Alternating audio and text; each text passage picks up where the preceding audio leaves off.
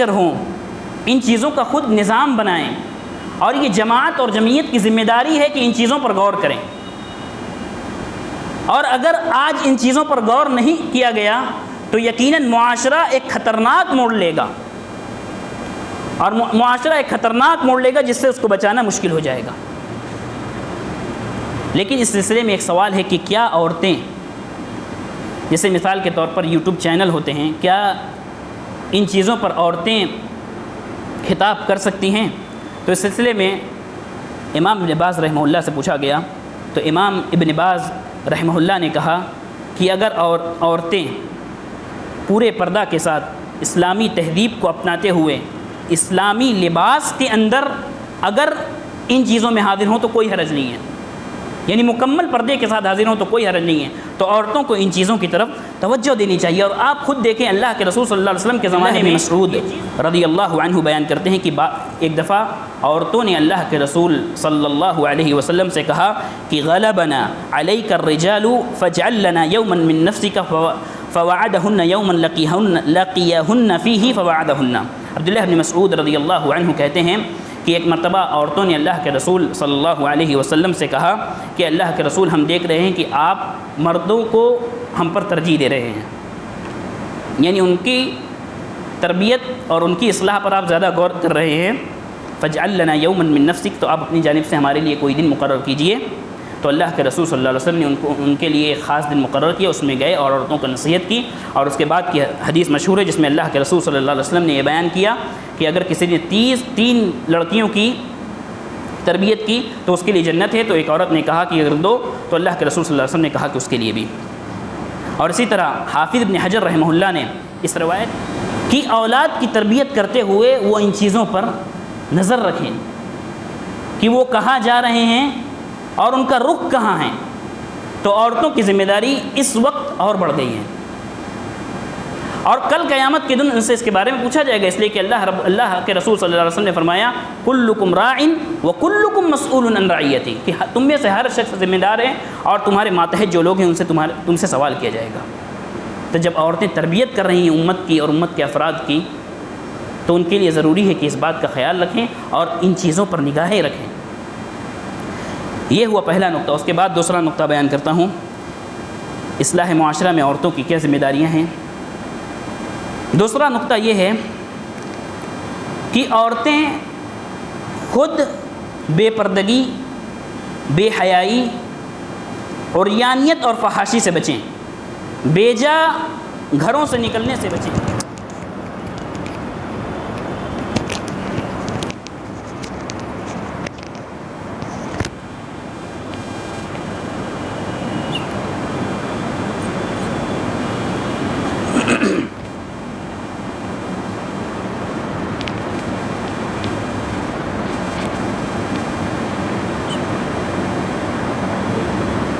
السلام علیکم ورحمۃ اللہ وبرکاتہ۔ بسم اللہ الرحمن الرحیم۔ ان الحمد للہ نحمده ونستعینه ونستغفره ونعوذ باللہ تعالی من شرور انفسنا وسیئات اعمالنا، من يهده الله فلا مضل له ومن يضلله فلا هادي له، وأشهد أن لا إله إلا الله وحده لا شريك له،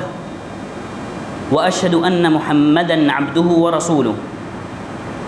أما بعد فإن أصدق الحديث كتاب الله، وخير الهدي هدي محمد صلى الله عليه وسلم، وشر الأمور محدثاتها، وكل محدثة بدعة، وكل بدعة ضلالة، وكل ضلالة في النار۔ فأعوذ بالله من الشيطان الرجيم، بسم الله الرحمن الرحيم۔ كنتم خير أمة أخرجت للناس تأمرون بالمعروف وتنهون عن المنكر وتؤمنون بالله۔ محترم علماء کرام، حاضرین مجلس، اور خواتین اسلام،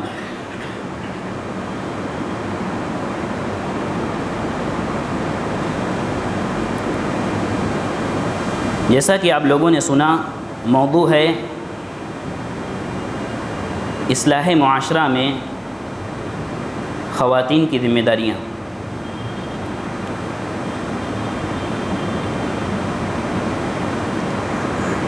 اصلاح معاشرہ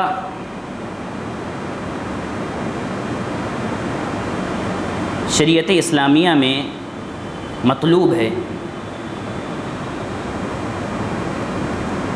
بلکہ دین اسلام کی بنیادی تعلیمات میں سے ایک تعلیم یہ ہے کہ انسان اپنے معاشرے اور سوسائٹی کو اسلامی تہذیب اور اسلامی کلچر کی روشنی میں سدھارے اور اسے سنوارے۔ یہ دین اسلام کا منشا اور دین اسلام کا مقصد ہے، اور یہی وجہ ہے کہ اللہ کے رسول صلی اللہ علیہ وسلم جب مکہ سے ہجرت کر کے مدینہ گئے تو اصلاح معاشرہ کے خاطر بڑے بڑے بنیادی کام کیے۔ شروعات میں انصار اور مہاجرین کے درمیان اخوت اور بھائی چارگی کو قائم کرنا یہ اصلاح معاشرہ کے خاطر تھا، تاکہ تمام مسلمان آپس میں ایک دوسرے کے معاون ہوں،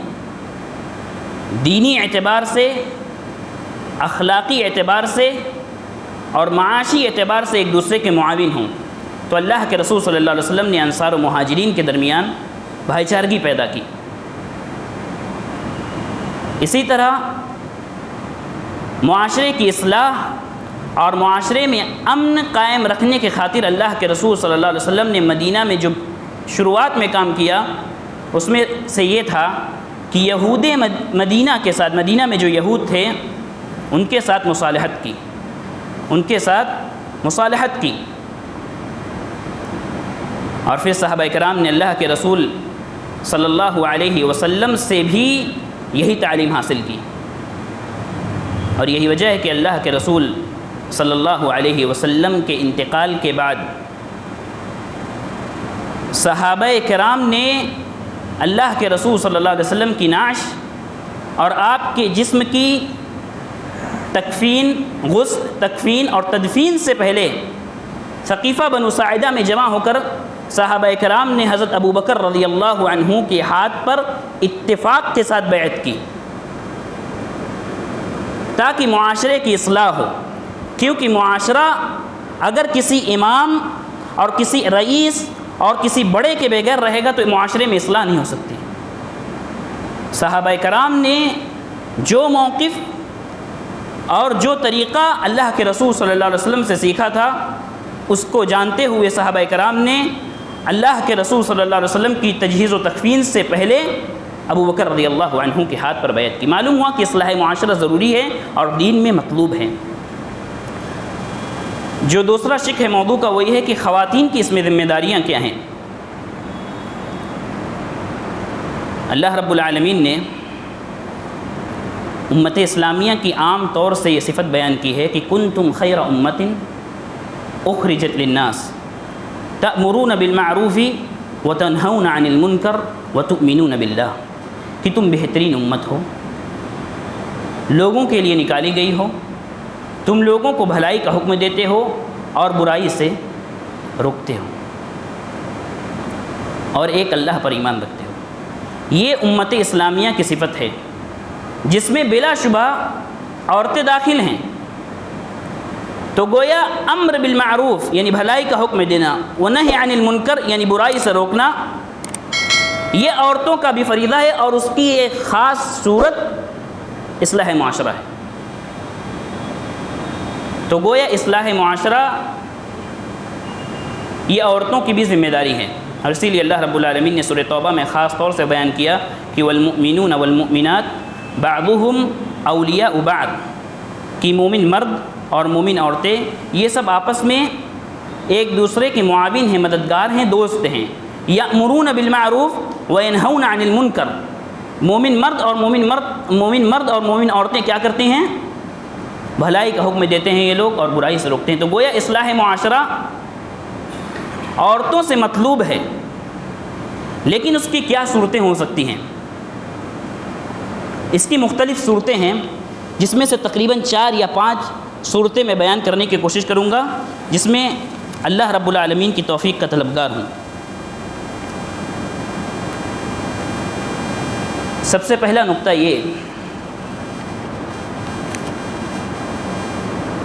کہ ہر قوم اور ہر امت کا کوئی بھی بچہ اپنی ماں کی گود سے تعلیم حاصل کرنا شروع کرتا ہے۔ گویا اس کی ماں اس کا سب سے پہلا مدرسہ ہے،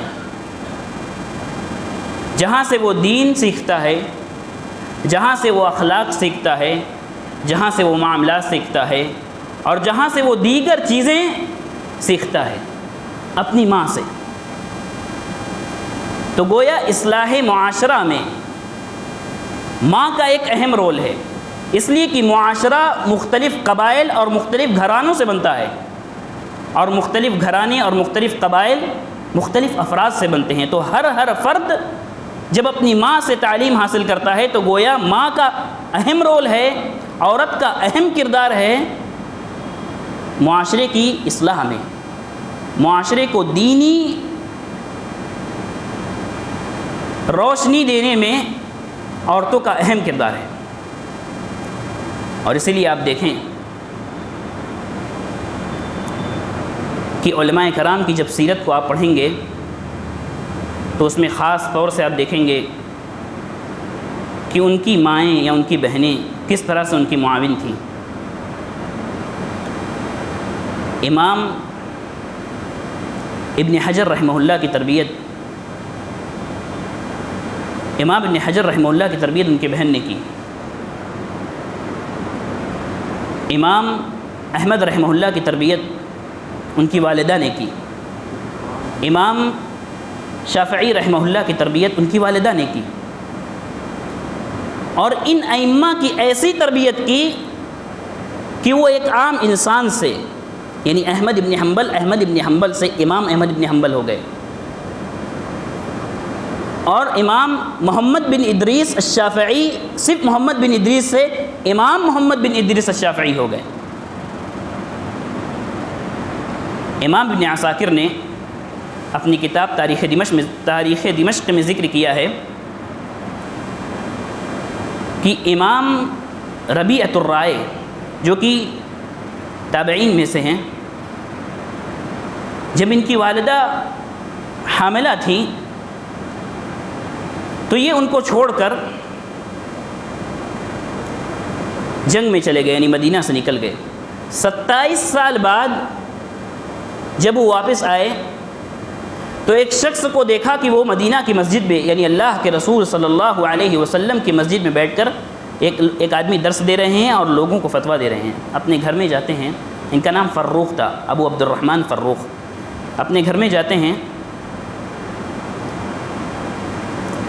ان کے لڑکے ربیعہ، ان کی والدہ نے ان کا نام ربیعہ رکھا تھا، بعد میں ربیعۃ الرائے کے نام سے معروف ہوئے۔ ربیعہ ان کے گھر میں تھے، اور جب یہ ان کے گھر میں داخل ہوئے تو کہا کہ تم کیسے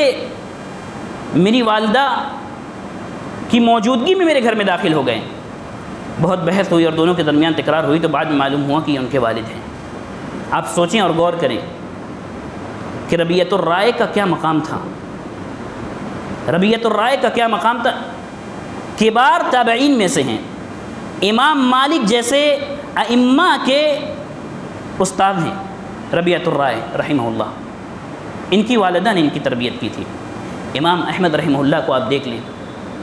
بلکہ ان سے پہلے امام شافعی کو دیکھیں۔ امام شافعی یہ امام احمد کے استاد ہیں۔ امام شافعی رحمہ اللہ، ان کی والدہ ان کے لیے، یہ فقیر تھے، ان کی والدہ ان کے لیے جو کاغذ پڑے رہتے تھے ان کو جمع کر لیتے تھیں تاکہ ان پر یہ اپنے درس کو جو مجلسوں میں حاضر ہوتے ہیں ان کو لکھ لیں۔ اور اسی لیے مورخین کہتے ہیں کہ امام محمد بن ادریس الشافعی کو ان کے فقر نے، ان کی غریبی نے امام محمد بن ادریس الشافعی بننے سے نہیں روکا۔ اور آپ جانتے ہیں کہ امام محمد بن ادریس الشافعی یہ وہ نام ہیں کہ آج اگر حدیث، فقہ، اصول حدیث، اصول فقہ، تفسیر اور اصول تفسیر اور لغت، ادب، اشعار، یعنی علوم عربیہ میں سے کسی بھی چیز کو آپ ذکر کر لیں اس میں امام شافعی کا نام ذکر کیا جاتا ہے۔ اور ان کی والدہ ان کے لیے کیا کرتی تھی؟ جو کاغذ، ردی کاغذ ہوتے تھے ان کو جمع کر کے ان کو دیتی تھی تاکہ وہ اس پر لکھ لیں۔ تو یہ امام شافعی ہوئے اپنی والدہ کی تربیت سے۔ امام احمد رحمہ اللہ کو دیکھیں، امام احمد رحمہ اللہ کے بارے میں خود ان کے استاد امام شافعی رحمہ اللہ کہتے ہیں کہ احمد امام فی 8 خصال، کہ امام احمد رحمہ اللہ یہ 8 چیزوں میں امام ہیں۔ ان کے استاد ان کے بارے میں کہہ رہے ہیں کہ 8 چیزوں میں امام ہیں۔ امام فی الحدیث، امام فی الفقہ، امام فی اللغۃ، امام فی القرآن، امام فی السنۃ، امام فی الفقر، امام فی الزہد، امام فی الورع۔ کہتے ہیں کہ ان 8 چیزوں میں امام احمد ابن حنبل امام ہیں۔ اور ان احمد ابن حنبل کی پرورش کس نے کی؟ ان کی والدہ نے کی۔ امام احمد ابن حنبل اپنی والدہ کے بارے میں بیان کرتے ہیں، خود کہتے ہیں کہ حفظتنی امی القرآن وانا ابن 10 سنین، کہہ رہے ہیں کہ میری والدہ نے مجھے قرآن حفظ کرا دیا اور میں 10 سال کا تھا۔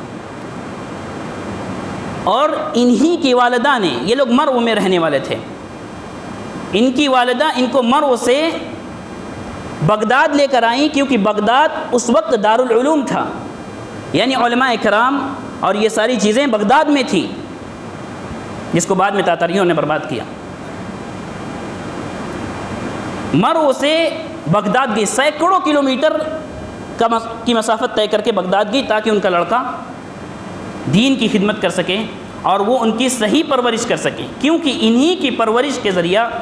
اور انہی کی صحیح نشو و نما کے ذریعہ معاشرے کی اصلاح ہو سکتی ہے۔ امام احمد ابن حنبل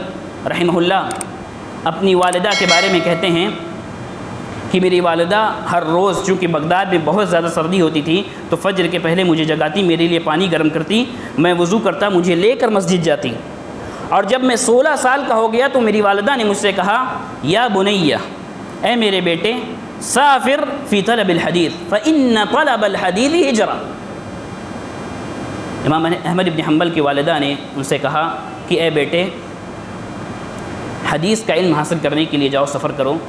اس لیے کہ حدیث کے علم کے لیے سفر کرنا یہ ہجرت ہے۔ تو یہ عورتوں کا کردار تھا اس امت کے افراد، بلکہ اس امت کے ائمہ کی تربیت کے خاطر، جن ائمہ کے ذریعہ اس امت کی اور معاشرے کی اصلاح ہو سکتی ہے۔ لیکن جب ہم اس بات کو جانتے ہیں کہ یہی مائیں اور یہی بہنیں امت کے افراد کی اور امت میں پیدا ہونے والے لوگوں کی تربیت کریں گی، تو کیا کبھی ہم نے اس چیز پر غور کیا کہ ہم ان عورتوں، ان ماؤں اور ان بہنوں کے خاطر دینی تعلیم کا انتظام کریں؟ یقیناً دینی تعلیم کا انتظام کیا گیا، اس سے انکار نہیں ہے، لیکن کیا خاطر خواہ انتظام کیا گیا، یا یہ کہ ہماری طرف سے کچھ غفلت ہے، یا یہ کہ عورتوں کی طرف سے کچھ غفلت ہے؟ تو اس چیز کی طرف توجہ دینی چاہیے، عورتوں کی تعلیم کے خاطر انتظام کرنا چاہیے، تاکہ وہ اپنے عقیدے کو جانیں، اپنے دین کو جانیں، اللہ کی وحدانیت کو جانیں، معاملات کو جانیں، عبادات کو جانیں اور اخلاق کو جانیں۔ ان چیزوں کی تعلیم حاصل کریں گی تب تو وہ امت کی تربیت کریں گی، تب تو معاشرے کی اصلاح ہوگی۔ اسی طرح عورتوں کے لیے، چونکہ وہ امت کی تربیت کرتی ہیں اور امت کی اصلاح کرتی ہیں، ان عورتوں کے لیے مساجد میں اور غیر مساجد میں پروگرام ہونا چاہیے، یعنی باضابطہ ان کے لیے پروگرام ہونا چاہیے اور اس پر خاص توجہ دینی چاہیے۔ اللہ کے رسول صلی اللہ علیہ وسلم کے بارے میں متفق علیہ روایت ہے، جابر بن عبداللہ رضی اللہ عنہ کہتے ہیں کہ شہدت مع النبی صلی اللہ علیہ وسلم یوم العید فبدأ بالصلاة قبل الخطبة بلا اذان ولا اقامة ثم قام متوكيا على بلال رضي الله عنه فأمر بتقوى الله وحث على طاعته ثم مضى حتى أتى النساء فوعدهن وذكرهن. جابر بن عبداللہ رضی اللہ عنہ کہتے ہیں رضی اللہ عنہما کہتے ہیں کہ میں اللہ کے رسول صلی اللہ علیہ وسلم کے ساتھ عید کے دن حاضر ہوا تو اللہ کے رسول صلی اللہ علیہ وسلم نے بغیر اذان اور بغیر اقامت کے نماز سے شروعات کی، اس کے بعد خطبہ دیا. بلال رضی اللہ عنہ پر ٹیک لگا کر کھڑے ہوئے، مردوں میں ان کو اللہ کے تقوی، اللہ سے ڈرنے کا حکم دیا اور اللہ کی اطاعت کی طرف ترغیب دلائی، اور اس کے بعد ان کو نصیحت کی. پھر خاص طور سے اللہ کے رسول صلی اللہ علیہ وسلم عورتوں کے پاس گئے اور ان کو نصیحت کی. اور اس کے بعد کی حدیث انشاءاللہ آنے والے نقطے میں بیان کروں گا. یہ آدھی حدیث ہوئی ہے، نصف. اور اسی طرح عبداللہ ابن مسعود رضی اللہ عنہ بیان کرتے ہیں کہ ایک دفعہ عورتوں نے اللہ کے رسول صلی اللہ علیہ وسلم سے کہا کہ غلبنا علیک الرجال فاجعل لنا یوما من نفسک فوعدہن یوما لقیہن فیہ فوعدہن. عبداللہ ابن مسعود رضی اللہ عنہ کہتے ہیں کہ ایک مرتبہ عورتوں نے اللہ کے رسول صلی اللہ علیہ وسلم سے کہا کہ اللہ کے رسول ہم دیکھ رہے ہیں کہ آپ مردوں کو ہم پر ترجیح دے رہے ہیں، یعنی ان کی تربیت اور ان کی اصلاح پر آپ زیادہ غور کر رہے ہیں. فاجعل لنا یوما من نفسک، تو آپ اپنی جانب سے ہمارے لیے کوئی دن مقرر کیجئے. تو اللہ کے رسول صلی اللہ علیہ وسلم نے ان کے لیے ایک خاص دن مقرر کیا، اس میں گئے اور عورتوں کو نصیحت کی. اور اس کے بعد کی حدیث مشہور ہے جس میں اللہ کے رسول صلی اللہ علیہ وسلم نے یہ بیان کیا کہ اگر کسی نے 3 لڑکیوں کی تربیت کی تو اس کے لیے جنت ہے. تو ایک عورت نے کہا کہ اگر 2، تو اللہ کے رسول صلی اللہ علیہ وسلم نے کہا کہ اس کے لیے بھی. اور اسی طرح حافظ ابن حجر رحمہ اللہ نے اس روایت میں دوسرے لفظ میں بیان کیا کہ اللہ کے رسول صلی اللہ علیہ وسلم نے فرمایا کہ موعدکن بیت فلانا فاتاہن فحدثہن، کہ اللہ کے رسول صلی اللہ علیہ وسلم نے کہا کہ میں فلاں دن فلاں عورت کے گھر میں تم سے ملوں گا اور وہاں میں تم کو نصیحت کروں گا. تو اللہ کے رسول صلی اللہ علیہ وسلم گئے اور وہاں ان کو نصیحت کی. تو دیکھیے اللہ کے رسول صلی اللہ علیہ وسلم نے مسجد کے علاوہ گھر کا بھی انتخاب کیا عورتوں کی تربیت کے خاطر، کیونکہ عورتوں کی تربیت پر امت کی اصلاح اور امت کی تربیت مبنی ہے. اور اسی طرح عورتوں کے اپنے گھر کی عورتوں کے اندر مطالعہ کا شوق پیدا کریں، پڑھنے کا شوق پیدا کریں، علماء کرام کے سننے کا شوق پیدا کریں. اور اس میں ایک بات سے بالکل متنبہ رہیں کہ عورتوں کو یہ بتلائیں، علماء کرام سے پوچھ کر یہ بتلائیں کہ کس کو سنا جائے اور کس کو پڑھا جائے، خاص طور سے اس فتنے کے دور میں. اس لیے کہ ہر جو بات کہی جاتی ہے اسے سنا نہیں جاتا اور ہر بات جو لکھی جاتی ہے اسے پڑھا نہیں جاتا، اور خاص طور سے عوام کو اس سے متنبہ ہونا چاہیے. تو اپنے گھر کی عورتوں کو یہ چیزیں بتلائیں. اور اسی طرح ایک چیز جو ہمارے معاشرے سے بالکل مفقود ہے وہ یہ ہے کہ عورتوں کا علماء کرام سے ربط پیدا کریں. عورتوں کا علماء کرام سے ربط پیدا کریں. آپ جب حدیث کی کتابیں پڑھیں گے تو اس میں بے شمار مقامات پر آپ یہ پائیں گے کہ فلاں عورت اللہ کے رسول صلی اللہ علیہ وسلم کے پاس آئی اور فلاں سوال کیا، اللہ کے رسول صلی اللہ علیہ وسلم نے جواب دیا. مثال کے طور پر متفق علیہ ایک روایت ہے، اسے لے لیں. ام سلمہ رضی اللہ عنہا راوی حدیث ہیں اللہ کے نبی صلی اللہ علیہ وسلم کی بیوی، وہ کہتی ہیں کہ جاءت ام سلیم امرأة ابی طلحة رضی اللہ عنہما فسألت رسول اللہ صلی اللہ علیہ وسلم فقالت. ام سلمہ رضی اللہ عنہا کہتی ہیں کہ ام سلیم ابو طلحہ رضی اللہ عنہما کی بیوی اللہ کے رسول صلی اللہ علیہ وسلم کے پاس آئیں اور اللہ کے رسول صلی اللہ علیہ وسلم سے سوال کیا. اللہ کے رسول صلی اللہ علیہ وسلم سے پوچھا کہ ان اللہ لا یستحی من الحق فهل على المرأة من غسل اذا احتلمت، کہ اللہ رب العالمین حق بات سے نہیں شرماتا تو کیا اگر عورت محتلم ہو جائے تو اس کے اوپر غسل ہے؟ تو اللہ کے رسول صلی اللہ علیہ وسلم نے فرمایا نعم، ہاں غسل ہے. تو علماء کا اور عورتوں کا ربط پیدا کریں تاکہ علماء عورتوں سے پوچھیں، تاکہ عورتیں علماء سے پوچھیں، ان سے سوال کریں اور ان سے مسائل کو جانیں، اپنے دین کو سیکھیں اور امت کے افراد کی تربیت کریں، اپنے گھر کے اولاد کی تربیت کریں. اور اس میں آخری چیز میں بیان کرتا ہوں وہ یہ کہ گھر کے کام میں، امور خانہ داری میں مرد حضرات عورتوں کی مدد کریں، عورتوں کا تعاون کریں، کیونکہ اگر آپ یہ چاہیں کہ آپ کے اولاد کی اچھی تربیت بھی ہو جائے، آپ کی اولاد بہت بلند مقام پر فائز ہو جائیں، اور آپ کے گھر کی عورتیں آپ کے اولاد کی تربیت کر دیں اور وہ دن بھر باورچی خانے میں لگی رہیں، یہ نہیں ہو سکتا۔ اور اسی لیے اللہ کے رسول صلی اللہ علیہ وسلم کے بارے میں حضرت عائشہ رضی اللہ عنہا بیان کرتی ہیں کہ کان بشرا من البشر، کہ اللہ کے رسول صلی اللہ علیہ وسلم اپنے گھر میں ایک عام آدمی تھے، یفلی ثوبہ یحلب شاتہ ویخدم نفسہ، اپنا کپڑا سنوار لیا کرتے تھے، بنا لیا کرتے تھے، بکری کا دودھ دھو لیا کرتے تھے، اور اپنے جو کام ہوتے اس میں لگے رہتے تھے۔ یعنی عام طور سے جو کام گھروں میں ہوتا ہے اللہ کے رسول صلی اللہ علیہ وسلم کیا کرتے تھے، ساری چیزیں عورتوں کے اوپر نہیں چھوڑتے تھے، تاکہ یہی عورتیں ان کو وقت ملے کہ آپ کے اولاد کی تربیت کریں اور معاشرہ کی اصلاح ہو سکیں۔ اور اس سلسلے میں ایک خاص بات، عورتیں جب امت کی تربیت کرتی ہیں اور اولاد کی تربیت کرتی ہیں، اس وقت خاص طور سے اینڈرائڈ موبائل اور فیس بک، واٹس ایپ،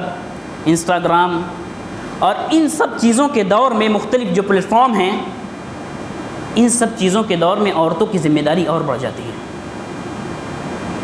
کہ اولاد کی تربیت کرتے ہوئے وہ ان چیزوں پر نظر رکھیں کہ وہ کہاں جا رہے ہیں اور ان کا رخ کہاں ہے۔ تو عورتوں کی ذمہ داری اس وقت اور بڑھ گئی ہے، اور کل قیامت کے دن ان سے اس کے بارے میں پوچھا جائے گا، اس لیے کہ اللہ کے رسول صلی اللہ علیہ وسلم نے فرمایا کلکم راع وکلکم مسئول عن رعیتہ، کہ تم میں سے ہر شخص ذمہ دار ہے اور تمہارے ماتحت جو لوگ ہیں ان سے تم سے سوال کیا جائے گا۔ تو جب عورتیں تربیت کر رہی ہیں امت کی اور امت کے افراد کی، تو ان کے لیے ضروری ہے کہ اس بات کا خیال رکھیں اور ان چیزوں پر نگاہیں رکھیں۔ یہ ہوا پہلا نقطہ۔ اس کے بعد دوسرا نقطہ بیان کرتا ہوں، اصلاح معاشرہ میں عورتوں کی کیا ذمہ داریاں ہیں۔ دوسرا نقطہ یہ ہے کہ عورتیں خود بے پردگی، بے حیائی، عریانیت اور فحاشی سے بچیں، بیجا گھروں سے نکلنے سے بچیں، اور مردوں کے ساتھ اختلاط سے بچیں، مردوں کے ساتھ اختلاط سے بچیں، اس لیے کہ اسلام ہمیں انہی چیزوں کی تعلیم دیتا ہے۔ بلکہ اللہ رب العالمین نے سورہ احزاب میں نبی کی بیویوں کو مخاطب کر کے یہی حکم دیا۔ اللہ رب العالمین نے فرمایا یا نساء النبی لستن کاحد من النساء، کہ اے نبی کی عورتیں، لستن کاحد من النساء، تم کسی عام عورتوں کی طرح نہیں ہو، ان اتقیتن، اگر تم اللہ سے ڈرتی ہو، فلا تخضعن بالقول، تو لچک کے ساتھ، بہت زیادہ نرمی کے ساتھ بات مت کرو، فیطمع الذی فی قلبہ مرض، ایسا نہ ہو کہ تمہاری بات سن کر کسی کے دل میں اگر نرمی ہے اور وہ تھوڑا کمزور دل کا آدمی ہے، اس کے دل میں برے خیالات تمہارے بارے میں پیدا ہو جائیں، ایسا نہ ہو۔ فیطمع الذی فی قلبہ مرض۔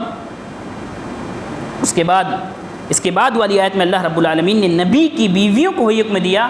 وقرن فی بیوتکن، اپنے گھر میں رہا کرو، جو میں نے کہا کہ بیجا عورتیں گھر سے باہر نہ نکلیں، وقرن فی بیوتکن ولا تبرجن تبرج الجاہلیت الاولی، اور زمانہ جاہلیت کی طرح بے پردگی نہ کرو، یعنی اپنی زیب و زینت کو ظاہر مت کرو، اپنے حسن کو ظاہر مت کرو، اس سے معاشرے کی اصلاح ہوگی۔ اور اسی طرح اسلام نے مردوں اور عورتوں کے اختلاط سے بھی منع کیا۔ آپ ایک تعلیم دیکھ لیں اسلام کی، اللہ کے رسول صلی اللہ علیہ وسلم نے فرمایا کہ خیر صفوف الرجال اولها وشرها آخرها وخیر صفوف النساء آخرها وشرها اولها۔ اللہ کے رسول صلی اللہ علیہ وسلم نے فرمایا، دیکھیے مسجد کی بات ہے، اللہ کے رسول صلی اللہ علیہ وسلم کہتے ہیں کہ مردوں کی سب سے اچھی اور سب سے بہترین صف کون سی ہے؟ پہلی، اور سب سے بدتر آخری، اور عورتوں کی سب سے بہترین صف آخری، اور سب سے اچھی صف، سب سے بہترین صف آخری، اور سب سے بری اور بدتر صف پہلی۔ کیوں؟ تاکہ اختلاط نہ ہو سکے۔ اس لیے کہ اس زمانے میں اللہ کے رسول صلی اللہ علیہ وسلم کے زمانے میں مسجد ایسے فلور وائز نہیں ہوتی تھی، بلکہ ایک ہی زمین پر سب نماز پڑھتے تھے۔ تو اللہ کے رسول صلی اللہ علیہ وسلم نے یہ حکم بیان کیا تاکہ اختلاط نہ ہو سکے۔ دیکھیے اسلام مسجد میں بھی اختلاط سے روکتا ہے تاکہ معاشرے کی اصلاح ہو سکے۔ بلکہ اللہ رب العالمین نے نبی صلی اللہ علیہ وسلم کو مخاطب کر کے اصلاح معاشرہ کے خاطر دیکھیے کیا حکم دیا۔ اپنے نبی کو کہا یا ایھا النبی قل لازواجک وبناتک ونساء المؤمنین یدنین علیہن من جلابیبہن، کہ اے نبی آپ اپنی بیویوں سے، اپنی بیٹیوں سے اور مومن عورتوں سے یہ کہہ دیجئے یدنین علیہن من جلابیبہن، کہ اپنی چادریں اپنے اوپر ڈال کے رکھیں۔ کیوں؟ فائدہ کیا ہوگا؟ یا ایھا النبی قل لازواجک وبناتک ونساء المؤمنین یدنین علیہن من جلابیبہن۔ اس کے بعد اللہ رب العالمین نے فرمایا یعرفن، تاکہ یہ عورتیں جان لی جائیں کہ یہ عورتیں پاکیزہ ہیں، ان کو حیا ہے، ان کو شرم ہے، تو ان کو تکلیف نہ دی جائے اور ان کو کسی طرح سے اذیت نہ دی جائے، کیونکہ جو عورتیں بے حیا ہوتی ہیں اور بے شرم ہوتی ہیں انہیں کے ساتھ ایسے واردات ہوتے ہیں۔ تو اصلاح معاشرہ کے خاطر عورتوں کو خاص نبی کو مخاطب کر کے یہ حکم دیا گیا کہ وہ اپنے زیب و زینت کو چھپائے رکھیں اور اپنے اوپر اپنی چادریں ڈالے رکھیں۔ اور یہاں ایک بات خاص طور سے توجہ کرنے کی یہ ہے کہ اس زمانے میں عورتوں کی آزادی کا نعرہ لگایا جاتا ہے کہ اسلام میں عورتیں آزاد نہیں، ان کو پردہ میں اور ان کو حجاب میں رکھا جاتا ہے۔ جو لوگ بھی یہ دعویٰ کرتے ہیں یا جو لوگ بھی یہ اعلان کرتے ہیں وہ عورتوں کی آزادی اور حریت کی دعوت نہیں دیتے، یہ عریانیت اور فحاشی کی دعوت دیتے ہیں۔ اور اللہ کے رسول صلی اللہ علیہ وسلم نے پہلے ہی اس کی پیشن گوئی کر دی تھی کہ آخری زمانے میں ایسا ہوگا۔ اللہ کے رسول صلی اللہ علیہ وسلم نے فرمایا کہ لَتَتَّبِعُنَّ سَنَنَ مَنْ قَبْلَكُمْ شِبْرًا بِشِبْرٍ وَذِرَاعًا بِذِرَاعٍ حَتَّى لَوْ دَخَلُوا أَوْ لَوْ سَلَكُوا جُحْرَ رَبٍّ لَسَلَكْتُمُوهُ۔ اللہ کے رسول صلی اللہ علیہ وسلم نے فرمایا کہ تم گزشتہ لوگوں کی بالکل قدم بقدم پیروی کرو گے اور ان کے راستے پر چلو گے، شبرم بشبر، یعنی بالشت بر بالشت، یعنی ناپ کر بالکل برابر ان کی پیروی کرو گے، ذراع بذراع، ہاتھ کے برابر، یعنی تھوڑا بھی اختلاف نہیں ہونا چاہیے۔ تو آج مشرق کی عورتیں مغرب کی عورتوں کی جو نقالی کرتی ہیں، اسی چیز سے اللہ کے رسول صلی اللہ علیہ وسلم یہاں ڈرا رہے ہیں۔ بے حیائی اور فحاشی اور عریانیت سے اللہ کے رسول صلی اللہ علیہ وسلم ڈرا رہے ہیں تاکہ ایک اسلامی معاشرہ قائم رہ سکے۔ صحابہ کرام نے اللہ کے رسول صلی اللہ علیہ وسلم سے اس موقع پر پوچھا الیہود والنصارى، اللہ کے رسول کیا یہ یہود و نصارہ ہیں؟ تو اللہ کے رسول صلی اللہ علیہ وسلم نے فرمایا کہ فمن، تو کون لوگ ہیں؟ یہی تو ہیں۔ اللہ کے رسول صلی اللہ علیہ وسلم نے اسی وقت اس چیز سے ڈرا دیا تھا۔ اس کے بعد تیسری چیز، عورتوں کی تیسری ذمہ داری کہ عورتیں گھروں کے اندر ایک دوسرے کے راز فاش کرنے،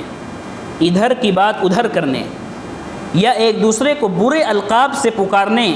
یا ان کی بات ان سے کہنا اور ان کی بات ان سے کہنا، ان چیزوں سے بچے تو معاشرے کی اصلاح ہو سکتی ہے۔ کیونکہ جب ہر عورت اور ہر گھر کی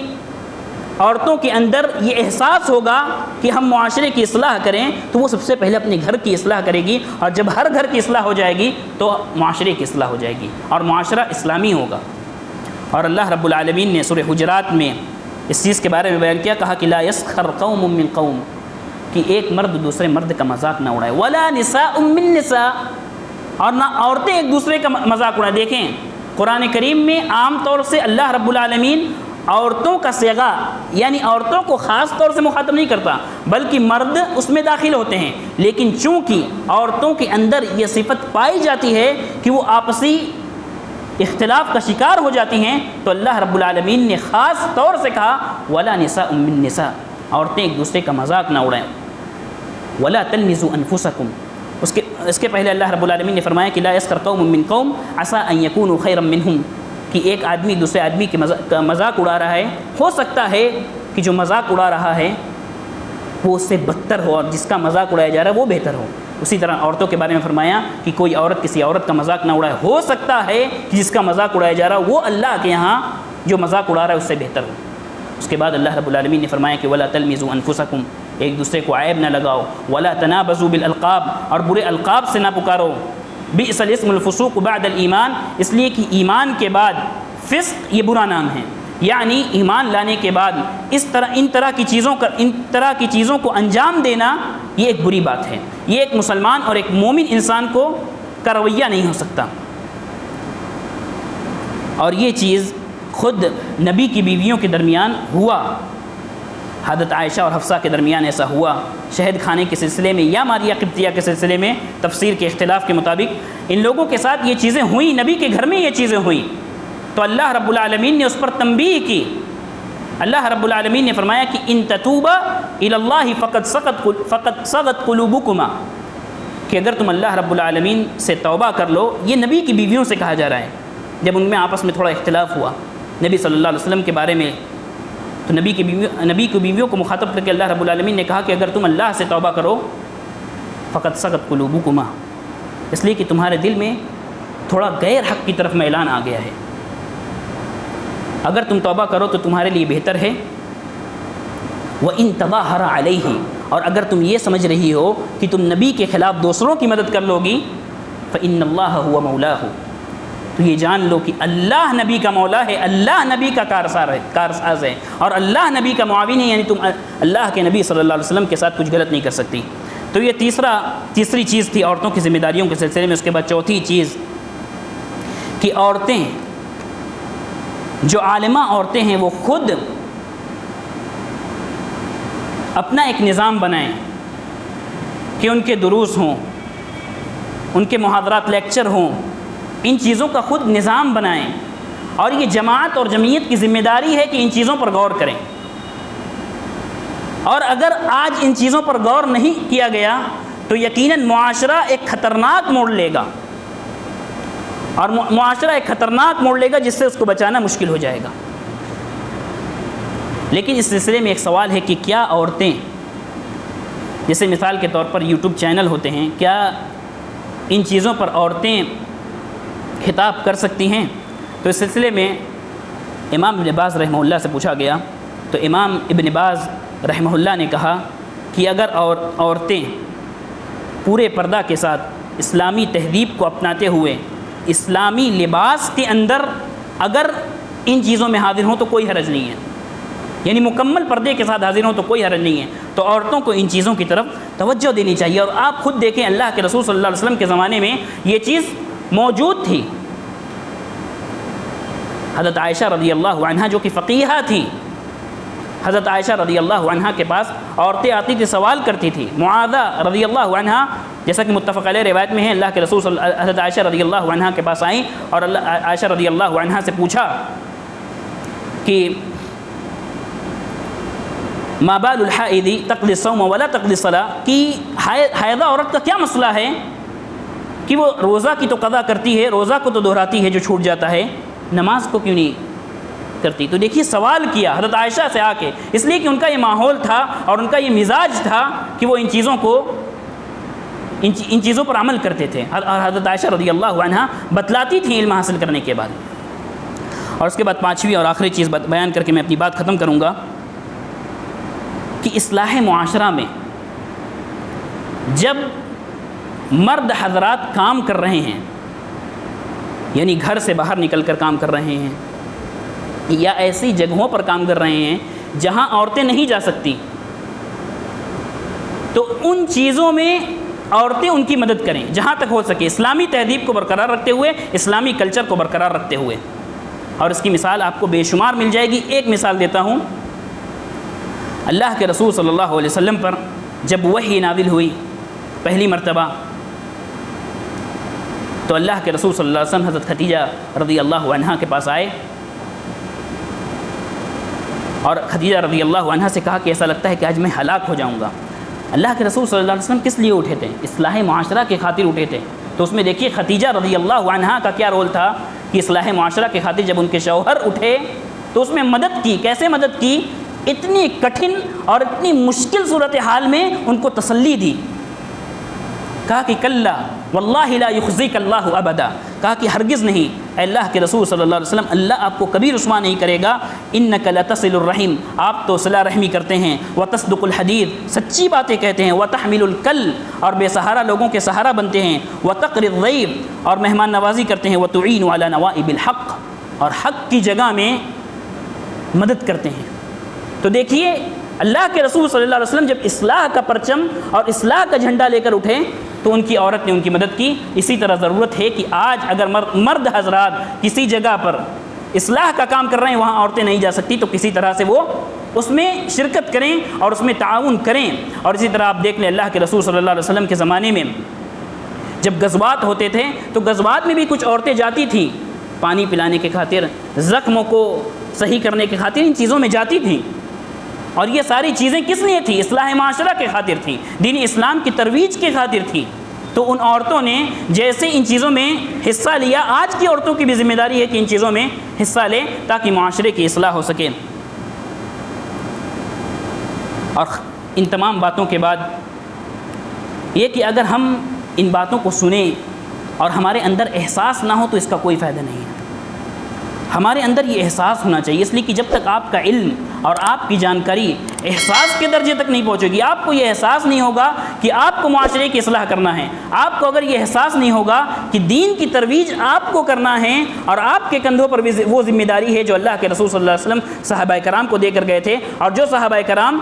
تابعین کو دے کر گئے تھے، جب تک آپ کو یہ احساس نہیں ہوگا اور عورتوں کو جب تک اس بات کا احساس نہیں ہوگا تب تک کچھ نہیں ہو سکتا۔ اور اس حدیث کو یاد رکھیں، اللہ کے رسول صلی اللہ علیہ وسلم نے فرمایا کلکم راع وکلکم مسئول عن رعیتہ یوم القیامہ، کہ تم میں سے ہر شخص ذمہ دار ہے اور اس کی ذمہ داری کے بارے میں، اس کے ماتحت لوگوں کے بارے میں اس سے سوال کیا جائے گا۔ تو عورتوں کا اصلاح معاشرہ میں اہم رول ہے، اس کو سمجھیں، قیامت کے دن ان سے اس کے بارے میں سوال کیا جانا ہے۔ اور اگر آپ اس ذمہ داری کو ادا نہیں کریں گی تو اللہ رب العالمین آپ کا محتاج نہیں ہے۔ اللہ نے صاف بیان کر دیا وَإِن تَتَوَلَّوْا، اگر تم اعراض کرو گے، اگر تم دین سے پیچھے ہٹو گے، يَسْتَبْدِلْ قَوْمًا غَيْرَكُمْ، اللہ تمہارے علاوہ دوسروں کو لے آئے گا، ثُمَّ لَا يَكُونُوا أَمْثَالَكُمْ، اور وہ تمہاری طرح نہیں ہوں گے۔ اللہ رب العالمین ہمیں ان چیزوں کے سمجھنے کی توفیق دے، جب تک اس دنیا میں زندہ رکھے اسلام پر زندہ رکھے، اور جب ہمارا خاتمہ ہو تو ایمان پر ہو۔ وآخر دعوانا ان الحمد للہ رب العالمین۔